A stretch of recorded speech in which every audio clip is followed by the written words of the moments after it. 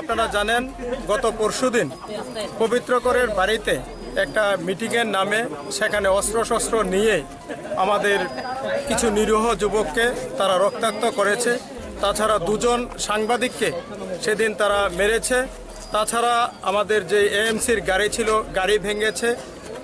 এর প্রতিবাদে পবিত্রকর এবং তার যে সঙ্গে গুন্ডাপান্ডা যারা আছে তাদেরকে গ্রেপ্তারের দাবিতে আজকে আমাদের এই ধর্ণা। তো আমরা যতক্ষণ পর্যন্ত পবিত্রকর এবং তার সান্ডপাণ্ডকে গ্রেপ্তার না করা হবে ততক্ষণ আমাদের ধর্ণা চলবে। পবিত্রকর আপনারা জানেন গত 25 বছর যাবৎ এই খয়ারপুর অঞ্চলটাকে একটা সন্ত্রাসের রাজত্ব কায়েম করেছে। সেখানে অনেক নিরীহ মার কুল খালি করেছে, অনেকের বাড়িতে অগ্নিসংযোগ করেছে, অনেককে গৃহহারা করেছে। 18 নির্বাচনের পরে আমরা যখন ক্ষমতায় এসেছি আমাদের বিধায়কের নির্দেশে আমরা এই খয়ারপুর অঞ্চলে কাউকে মারিনি, কোনো বাড়িতে আমরা অগ্নিসংযোগ করিনি। আমাদের সরকার আসার পর একটাও রাজনৈতিক হিংসা এখানে হয়নি। পবিত্রকর একটা উস্কানি দিচ্ছে, উনি একটা সন্ত্রাসের রাজত্ব কায়েম করতে চাইছে, একটা খুন সন্ত্রাসের রাজত্ব এখানে আবার খয়ারপুরে আমদানি করতে চাইছে। তো আমাদের বিজেপির কর্মকর্তা যারা আছে, সাধারণ খয়ারপুরবাসী যারা আছে, তারা চাইছে এই খয়ারপুর অঞ্চলে আর সন্ত্রাস নয়।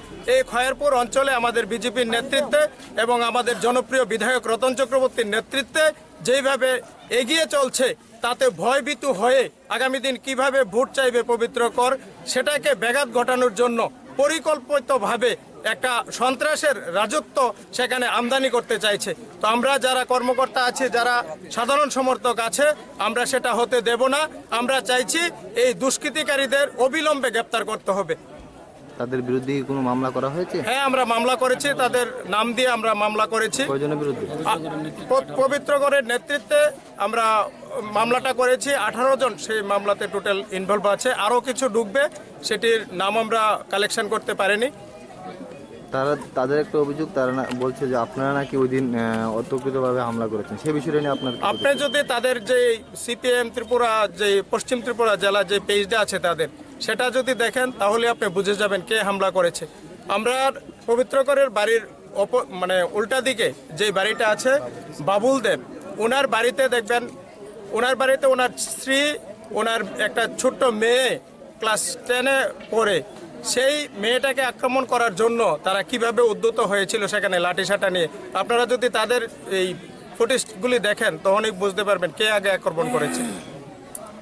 আমরা যদি আক্রমণ করতে চাইতাম তাহলে পবিত্রকর সেই দিন সেখান থেকে যেতে পারতো না। আমাদের বিধায়ক স্যার, আমাদের স্টেটের নেতৃত্ব যারা আছে তারা বারবার আমাদের সঙ্গে কথা বলেছে। আমি নিজেও এসেছি, আমি চেয়ারম্যান হিসেবে এসে আমি আমাদের কর্মীদের শান্ত করে নিয়ে গেছি সেদিন।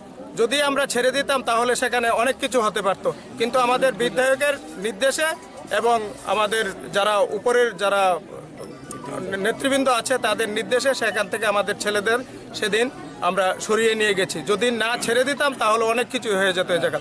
কারণ আমরা চাই না পবিত্রকরের যে 25 বছরের রাজত্বে যেটা হয়েছে সেটা এখন আবার হোক।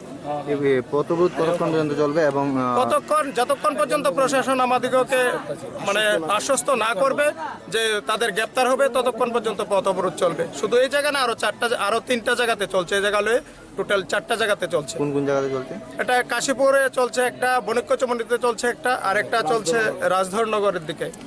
আমরা দেখছি কথাবার্তা চলছে, আমাদের এখানে ডেভেলপমেন্ট আছে। আমরা বিভিন্ন জায়গায় আমাদের মোবাইল রেখেছি যাতে কোনো ধরনের ল অ্যান্ড অর্ডার ডিস্টার্ব না হয়, সেটা আমরা দেখছি। কি কারণে পথবরোধটা, কি কারণে? তাদের কোনো ডিমান্ড রয়েছে? আমরা কথাবার্তা বলছি।